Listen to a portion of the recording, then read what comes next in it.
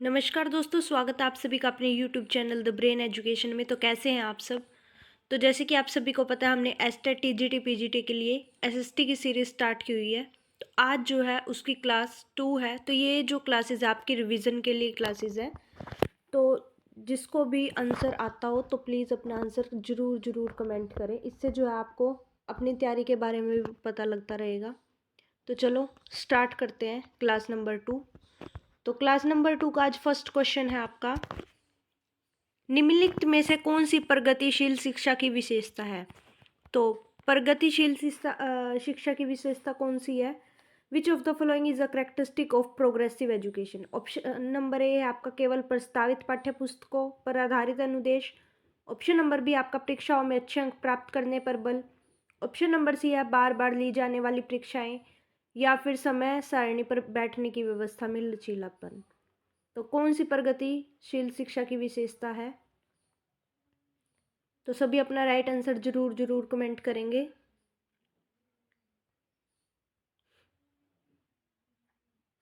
तो आपका right answer रहेगा ऑप्शन नंबर डी, समय सारणी पर बैठने की व्यवस्था में लचीलापन। Flexibility in scheduling and seating arrangement जो है आपका एक करेक्टरिस्टिक है प्रोग्रेसिव एजुकेशन की।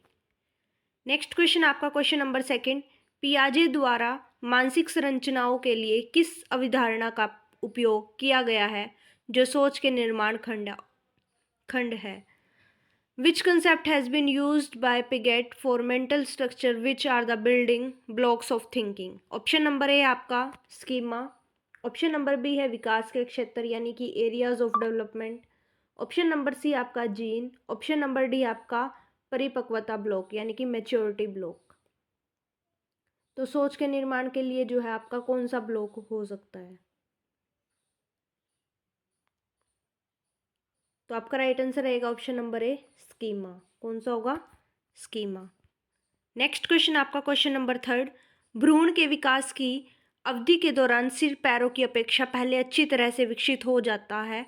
यह विकास के निम्नलिखित में से कौन सी प्रवृत्ति को सबसे अच्छा दर्शाता है। During the period of fetal development the head becomes well developed earlier than the legs. Which of the following trends of development best reflect this. Option number A है आपका समीप दूराभिमुख यानी कि near far oriented. Option number B आपका सिरपदाभिमुख यानी कि head on. Option number C आपका एकरूपता यूनिफॉर्मिटी, या फिर एकीकरण इंटीग्रेशन। तो सभी अपना राइट आंसर जरूर कमेंट करेंगे। तो ये क्वेश्चन है ना आज का आपके लिए ही है, ठीक है। तो आप ही कमेंट करेंगे इसका। नेक्स्ट क्वेश्चन आपका क्वेश्चन नंबर फोर्थ, निम्न में से कौन सतत एवं व्यापक मूल्यांकन यानी कि सीसीई, जिसको हम सीसीई की फुल फॉर्म है कॉन्टिन्यूस एंड कॉम्प्रिहेंसिव इवैल्यूएशन, का भाग नहीं हो सकता। तो विच of the following can not be a part of continuous and comprehensive evaluation. Option number A है संचित अभिलेख। ऑप्शन नंबर बी है दत्त कार्य। ऑप्शन नंबर सी आपका अभिभावक शिक्षक बैठक, या फिर उपाख्यानात्मक अभिलेख। तो सभी राइट आंसर कमेंट करेंगे कि सतत एवं व्यापक मूल्यांकन का भाग कौन सा नहीं हो सकता। तो आपका राइट आंसर रहेगा ऑप्शन नंबर सी, अभिभावक शिक्षक बैठक यानी कि पेरेंट टीचर मीटिंग, ठीक है। तो ये जो है इसका भाग नहीं हो सकता। और थर्ड का आंसर आपका रहेगा option number B, head on. क्या रहेगा, हेड ऑन। नेक्स्ट क्वेश्चन आपका क्वेश्चन नंबर फिफ्थ, निम्नलिखित में से कौन सा निर्देशन का सिद्धांत नहीं है। निर्देशन का सिद्धांत यानी कि विच of the following is not a principle of direction. Option number A आपका व्यक्तिगत अंतर का सिद्धांत। ऑप्शन नंबर बी आपका अभिधारणा का सिद्धांत। ऑप्शन नंबर सी आपका सहकारिता का सिद्धांत, या फिर व्यक्ति की पूर्णता का सिद्धांत। तो कौन सा निर्देशन का सिद्धांत नहीं है।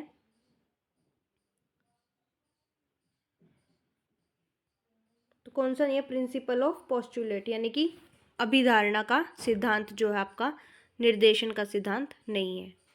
नेक्स्ट क्वेश्चन आपका, निम्न में से क्या किसी छात्र की मानसिक अवस्था का एक कारण है। Which of the following is a reason for mental illness of student.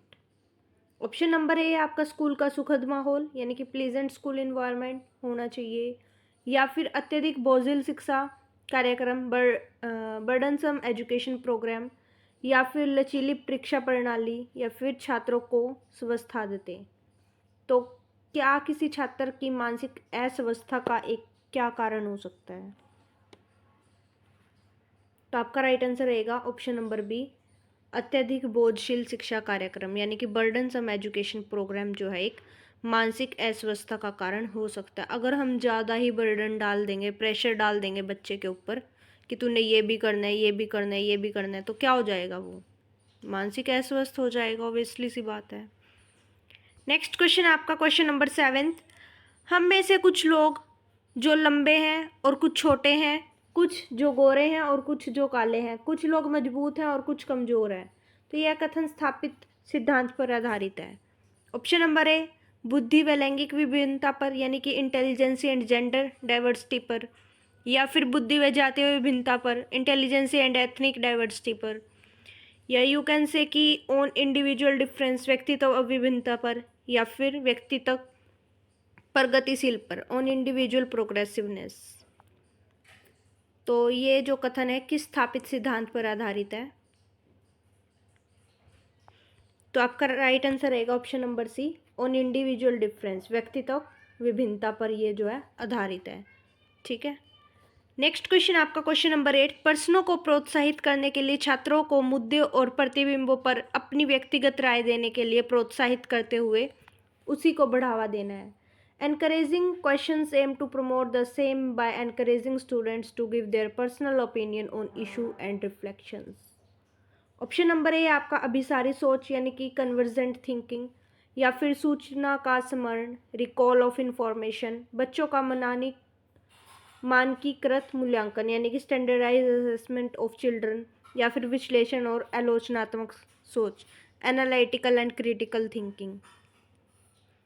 तो बताओ कि प्रश्नों को प्रोत्साहित करने के लिए छात्रों को मुद्दे और प्रतिबिंबों में जो राय देने के लिए प्रोत्साहित करते हैं, तो उसी को बढ़ावा देना है। तो किस चीज़ को बढ़ावा देना? तो आपका राइट आंसर रहेगा ऑप्शन नंबर डी, विश्लेषणात्मक और आलोचनात्मक सोच, यानी कि एनालिटिकल एंड क्रिटिकल थिंकिंग को बढ़ावा देना। नेक्स्ट क्वेश्चन आपका क्वेश्चन नंबर 9। निम्नलिखित में से किस प्रकार के अनुकूलन में उद्दीपन अनुक्रिया पर निर्भर करता है? In which of the following types of adaptation depends on the stimulus response? Option number A आपका शास्त्रीय अनुकूलन, ऑप्शन नंबर बी आपका क्रिया प्रस्तुत अनुकूलन, या फिर प्रतिवादी व्यवहार, या फिर संचालक व्यवहार। तो किस प्रकार के अनुकूलन में उद्दीपन अनुक्रिया पर निर्भर करता है? तो आपका राइट आंसर रहेगा ऑप्शन नंबर बी, क्रिया प्रसूत अनुकूलन, यानी कि एक्टिव एडेप्शन जो है आपका डिपेंड करता है आपके रिस्पॉन्स पर। नेक्स्ट क्वेश्चन आपका क्वेश्चन नंबर 10। एक सृजनात्मक बालक वह है जो या तो आदर्श रूप से उत्पादक और अपरंपरागत है, या फिर पूर्ण रूप से सामाजिक और धार्मिक मानदंडों में नहीं उलझता, या फिर हमेशा कुछ अलग और अनोखा करने के लिए उत्सुक रहता है, या फिर ऑल ऑफ द अबव। तो creative child is one who. तो बताओ कौन सा हो सकता है क्रिएटिव चाइल्ड? तो इसमें जो आएगा आपका ऑल ऑफ अबव, यानी कि वो आइडल, प्रोडक्टिव एंड अनकन्वेंशनल होना चाहिए। ठीक है। Does not fully engage with social and religious norms, or always eager to do something different and unique. तो it's known as a creative child. Okay. तो आपका राइट आंसर रहेगा उपरोक्त सभी। नेक्स्ट क्वेश्चन आपका क्वेश्चन नंबर 11। निम्नलिखित कारकों में से कौन सा सीखने को प्रभावित करता है? छात्र की रुचि, छात्र का मानसिक स्वास्थ्य, शैक्षणिक रणनीतियाँ, या फिर छात्र का सामाजिक और सांस्कृतिक संदर्भ। तो कौन से ऐसे कारक हैं जो सीखने के लिए प्रभावित करते हैं? तो कौन से ऐसे कारक हैं?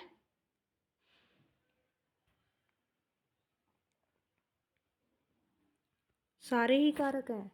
तो आपका राइट आंसर रहेगा ऑप्शन नंबर डी। ठीक है।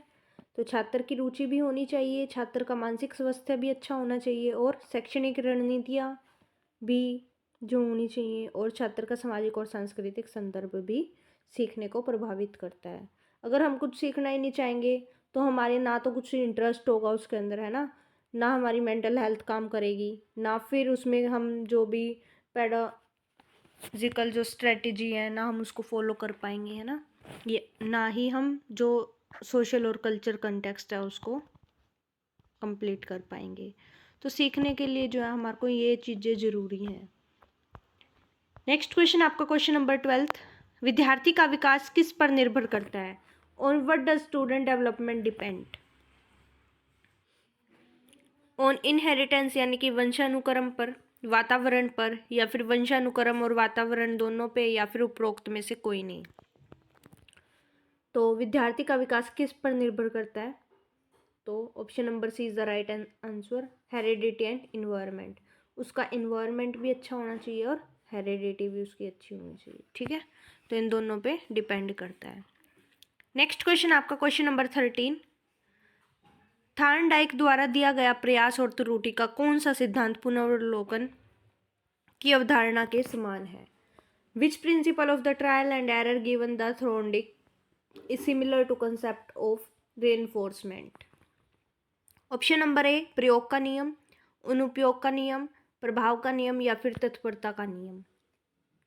तो ट्रायल और एरर जो प्रिंसिपल है वो कौन सा सिद्धांत की अवधारणा समान है? तो आपका राइट आंसर रहेगा option number C, law of effect, प्रभाव का नियम।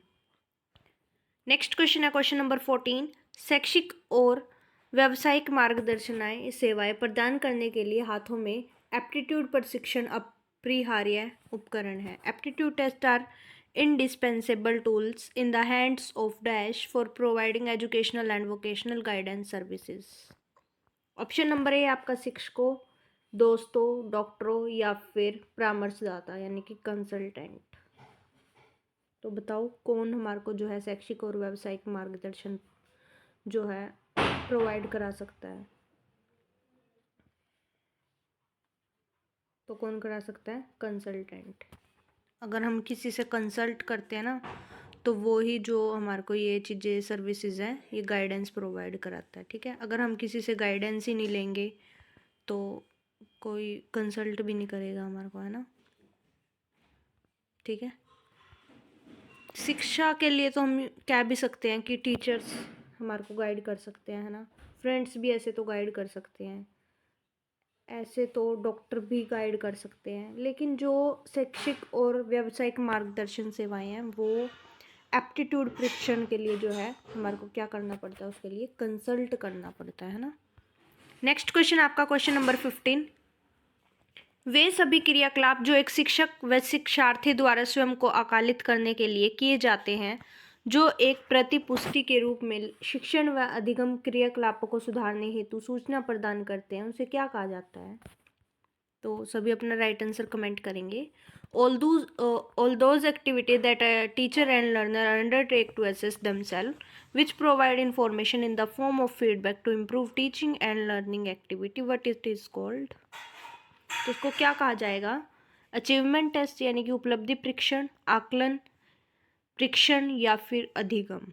अचीवमेंट टेस्ट, असेसमेंट, या फिर टेस्ट लर्निंग। तो क्या कुछ कहा जाएगा उसको? तो मेरे हिसाब से ये सभी को आंसर पता होना चाहिए। तो ये आप सभी जो है ना कमेंट में आंसर करेंगे एक बार अच्छे से सोच के समझ के। तो उसको जो है कमेंट बॉक्स में अपना कमेंट ज़रूर करें। तो चलो नेक्स्ट क्वेश्चन आपका क्वेश्चन नंबर 16 है, वह स्थान जहाँ विचार प्रारूप भाषा से प्रभावित होते हैं वो क्या कहलाता है? The place where thought patterns are influenced by language are. भाषाई निर्धारण, संज्ञात्मक पूर्वाग्रह, समाजशास्त्रीय उत्पत्ति, या फिर सांस्कृतिक प्रवृत्ति। The place where thought pattern are influenced by languages is called. तो उसको क्या कहते हैं हम? भाषाई निर्धारण, लिंग्विस्टिक डिटर्मिनेशन। क्या कहते हैं? Linguistic determination. नेक्स्ट क्वेश्चन आपका क्वेश्चन नंबर 17। क्वेश्चन नंबर 17 है आपका, शाब्दिक बुद्धि परीक्षण किसके लिए बेहतर विकल्प है? For whom is a verbal intelligence test is a better option. शिक्षित व्यक्तियों के लिए, अशिक्षित व्यक्तियों के लिए, छोटे बच्चों के लिए, या फिर विशेष छात्रों के लिए। तो शाब्दिक बुद्धि परीक्षण किसके लिए बेहतर विकल्प है? एक शिक्षित व्यक्तियों के लिए। किसके लिए?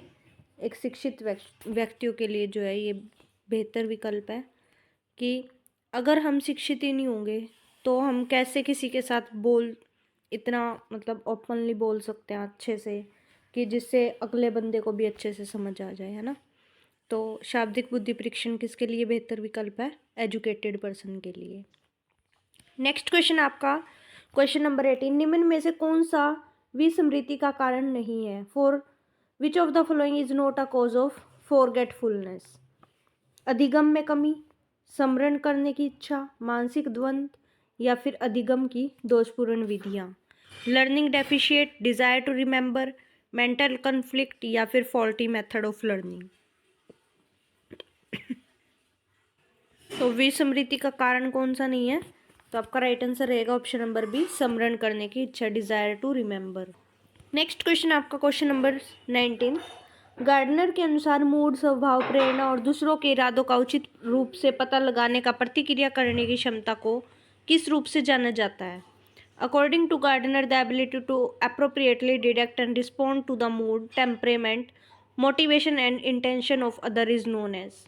भाषाई बुद्धि के लिए, शारीरिक गति संवेदी बुद्धि के लिए, अंतर्व्यक्तित्व बुद्धि के लिए या फिर अंतराव्यक्तित्व बुद्धि के लिए।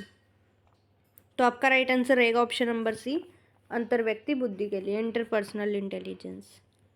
क्वेश्चन नंबर 20 है आपका, सामाजिक उद्गम किसे कहा जाता है? Social learning is called learning through adaptation, trial and error learning, learning through imitation या फिर एंड विजन मेथड। तो सामाजिक अधिगम किसे कहा जाता है? तो आपका राइट आंसर रहेगा ऑप्शन नंबर सी, अनुकरण के माध्यम से अधिगम, यानी कि learning through imitations. Question number 21 आपका, निम्नलिखित में से कौन सा एक आंतरिक कारक वृद्धि और विकास को प्रभावित करता है? Which one of the following internal factor affect growth and development? माता के गर्भ में पर्यावरण, भ्रूण द्वारा प्राप्त पोषण की गुणवत्ता, आनुवांशिकता या फिर जीवन के बाद उपलब्ध पर्यावरण। तो सभी अपना राइट आंसर कमेंट करेंगे।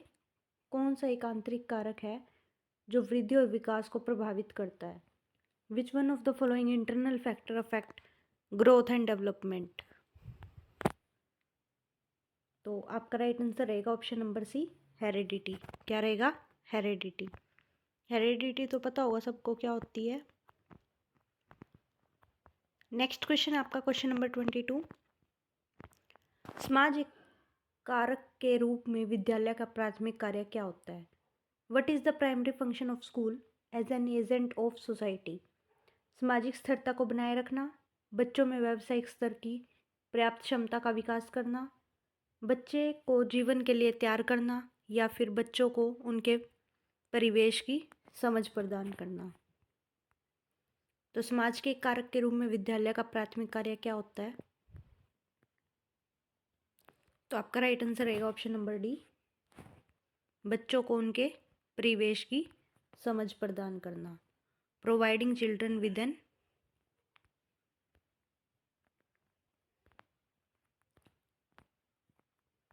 नेक्स्ट क्वेश्चन आपका क्वेश्चन नंबर 23, सामान्य परिपक्वता से पहले प्रशिक्षित करना प्राय usually trained before normal maturity. तो सामान्य कौशलों को निष्पादन के संदर्भ में बहुत लाभकारी होता है, दीर्घकालिक दृष्टिकोण से लाभकारी होता है, सभी दृष्टिकोण से हानिकारक होता है या फिर प्रशिक्षण हेतु उपयोग में लाई गई विधि पर निर्भर करते हुए लाभकारी या हानिकारक होता है। तो सामान्य परिपक्वता से पहले प्रशिक्षित करना प्राय क्या होता है? तो आपका राइट आंसर रहेगा ऑप्शन नंबर डी, प्रशिक्षण हेतु उपयोग में लाई गई विधि पर निर्भर करते हुए लाभकारी या हानिकारक होता है। नेक्स्ट क्वेश्चन आपका क्वेश्चन नंबर 24, अधिगम सिद्धांतों और उनके प्रस्तावकों के नाम दिए गए हैं।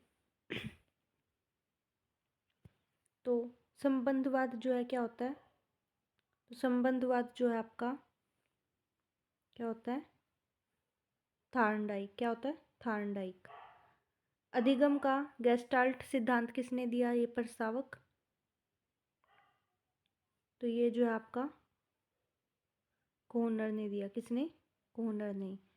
क्रिया प्रसूत अनुबंधन सिद्धांत, ये जो है किसके द्वारा दिया गया? ये जो आपका सिकनर के द्वारा दिया गया। और लास्ट आपका शास्त्रीय अनुकूलन सिद्धांत, ये जो आपका पावलोव के द्वारा दिया गया। नेक्स्ट क्वेश्चन आपका क्वेश्चन नंबर 25, रोशराशाही धब्बा प्रशिक्षण है। रोस्टर इंक ब्लोट टेस्टिस, प्रक्षेपी परीक्षण, साक्षात्कार, व्यक्तित्व सूची या फिर व्यवहार मूल्यांकन। तो रोशराशाही धब्बा प्रशिक्षण है किस चीज़ का? तो आपका राइट आंसर रहेगा ऑप्शन नंबर 1, प्रक्षेपी परीक्षण यानी कि प्रोजेक्टिव टेस्ट का। नेक्स्ट क्वेश्चन है, यदि कोई शिक्षक समाज के वंचित वर्गों से आए बच्चों की जरूरतों के लिए प्रभावी ढंग से किस प्रकार प्रतिक्रिया दे सकता है?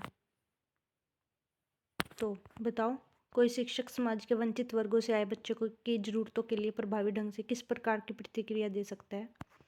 How can a teacher respond effectively to the needs children from deprived section of the society?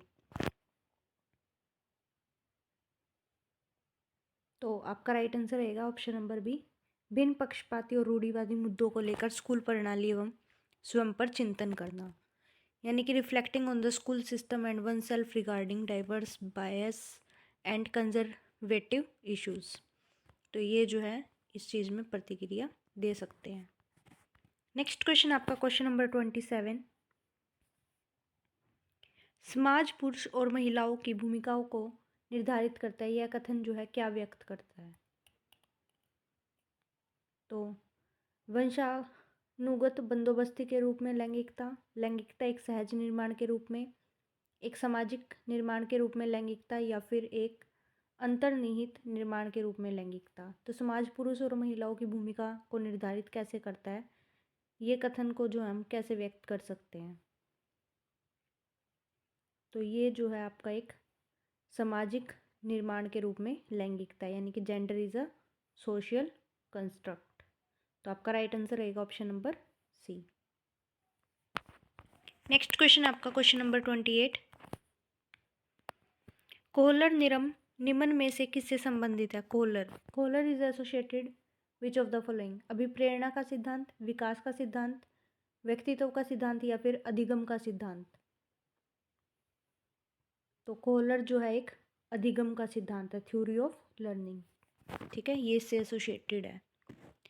Next question है क्वेश्चन नंबर 29, विविधता का स्वागत और जश्न मनाने वाली शिक्षा को क्या कहते हैं? What is the education that welcome and celebrate diversity called? क्या कहा जाता है इसको? जॉयफुल लर्निंग यानी कि मज़ेदार अधिगम, या बाल केंद्रित शिक्षा, चाइल्ड सेंटर्ड एजुकेशन, समावेशी शिक्षा या फिर गतिविधि आधारित शिक्षा? तो स्वागत और जश्न मनाने वाली शिक्षा को क्या कहा जाता है? तो क्या कहा जाता है इसको? समावेशी शिक्षा, इंक्लूसिव एजुकेशन। क्या कहा जाता है? Inclusive education. नेक्स्ट क्वेश्चन आपका और लास्ट क्वेश्चन है ये आज की क्लास का, एक शिक्षक के रूप में निम्न में से कौन सा दोषी बच्चों को प्रेरित करने का सबसे अच्छा तरीका है? खेल के लिए पर्याप्त अवसर स्कूल में प्रदान किया जाना चाहिए, उन्हें अत्यधिक स्वतंत्रता प्रदान की जानी चाहिए, उन्हें बिना किसी उपचार के छोड़ दिया जाना चाहिए, या फिर कक्षा में अतिरिक्त शैक्षणिक दबाव दिया जाना चाहिए? तो एक शिक्षक के रूप में निम्न में से कौन सा दोषी बच्चों को प्रेरित करने का सबसे अच्छा तरीका है? तो आपका राइट आंसर रहेगा ऑप्शन नंबर ए, खेल के लिए पर्याप्त अवसर स्कूल में प्रदान किया जाना चाहिए। तो आज की क्लास जो आपकी यहीं पे कवर होती है। तो जिसको भी क्लासेस अच्छी लगे तो लाइक, शेयर और कमेंट ज़रूर करें। Thank you.